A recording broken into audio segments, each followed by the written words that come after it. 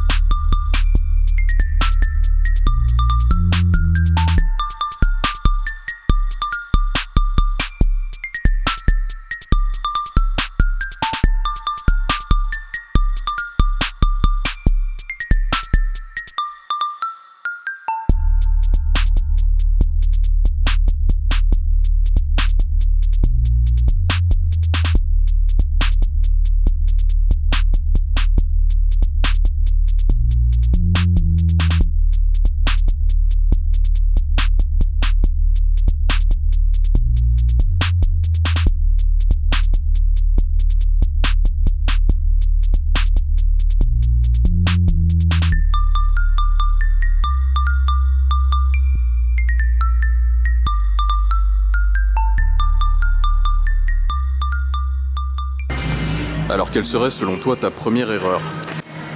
Alors pour moi, ça va être un petit peu délicat de les hiérarchiser parce qu'avec le recul, je ne saurais pas vraiment dire laquelle est vraiment plus importante que les autres.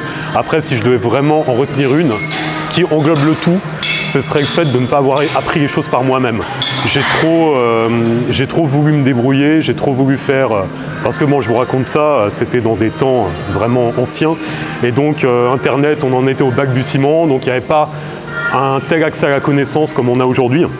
Et donc j'écoutais ce qui se disait à droite à gauche, j'écoutais les coachs de la salle, j'écoutais les gens de la salle et c'était pas forcément pertinent.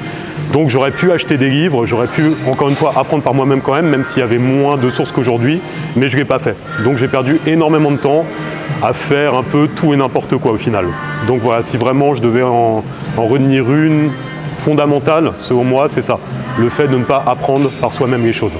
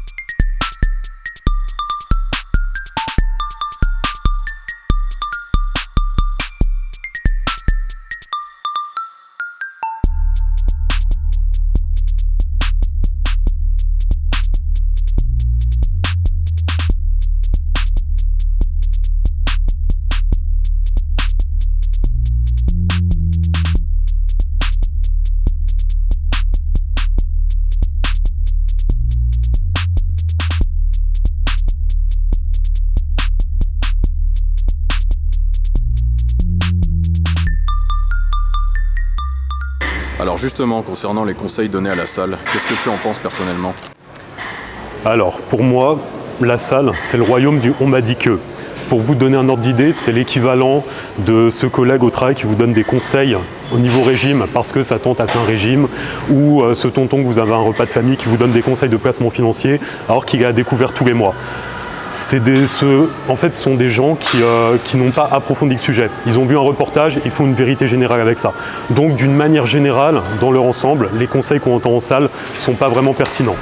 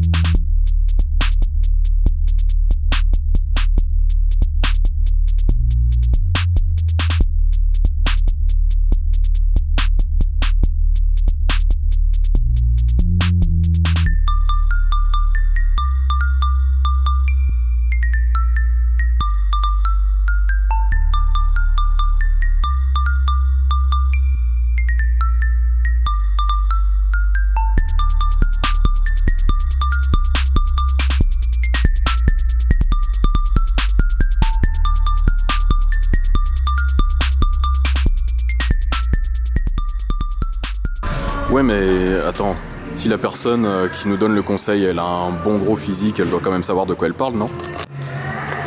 Donc déjà, tu dis ça parce que j'ai un gros physique, merci, ça fait plaisir. T'as de la chance d'être meilleur que moi à la bagarre. Alors après, ce qu'il faut se dire, c'est que malheureusement, c'est l'argument d'autorité dans ce sport. Or, c'est pas forcément pertinent. C'est l'équivalent de la blouse blanche du médecin. Sous prétexte que le mec a un gros physique, il est forcément pertinent dans son conseil. Sauf que ce qui a fonctionné pour lui ne va pas forcément fonctionner pour nous. C'est vraiment un sport où tout n'est qu'une histoire d'individualisation des méthodes. Donc on ne peut pas prendre son cas et se dire je vais appliquer sur moi-même et ça va fonctionner. D'autant plus qu'il y a une composante qui est essentielle dans ce sport, c'est la génétique. Et c'est pour ça que vous voyez énormément, vous voyez parfois des personnes, notamment ces gros physiques, parfois faire entre guillemets un peu n'importe quoi en termes de mouvement, d'exécution, et ils réagissent très très bien à cette forme d'entraînement. Sauf que vous faites ça, vous allez vous faire mal au niveau articulation ou vous n'aurez pas de résultat. Donc vraiment, c'est pas un argument d'autorité viable dans ce sport, le gros physique. Faut pas se reposer là-dessus.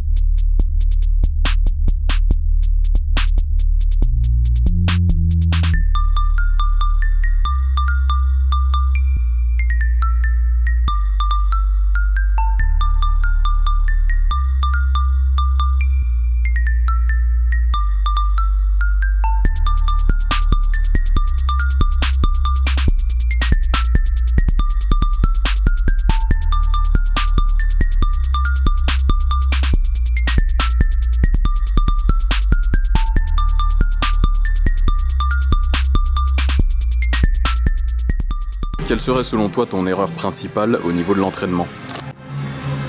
Tout simplement l'ego lifting. C'est une erreur qui concerne énormément de monde. Je me demande même si on n'y est pas tous passés au bout d'un moment dans notre pratique, se dire que plus je vais soulever lourd, plus je vais prendre de muscles. Malheureusement, à part me causer des blessures et une certaine forme de ridicule lors de mon exécution sur certaines charges, ça ne m'a rien apporté. Pour tout vous dire, je peux estimer avoir perdu environ 10 ans de pratique à faire n'importe quoi, à être dans l'ego lifting, à toujours vouloir pousser plus lourd, mais sans faire attention à la forme, et à l'exécution et à la relation cerveau-muscle que j'ai évoquée dans une vidéo précédente.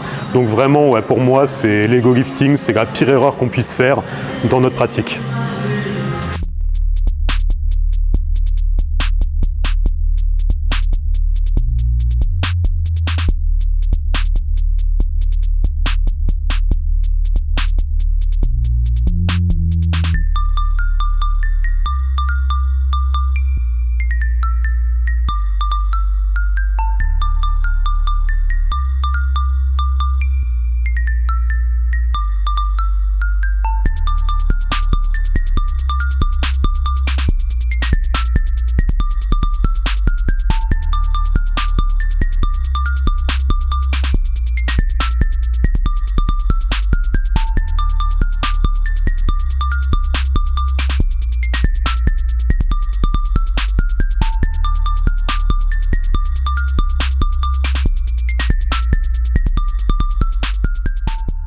Et alors, même question pour la diète.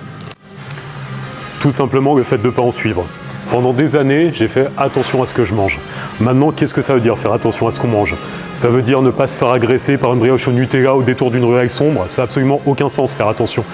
Donc, quand je dis ne pas en suivre, c'est tout simplement ne pas calculer mes calories, mes macros. Et je pensais manger suffisamment. Moi, mon gros problème, c'était prendre de la masse.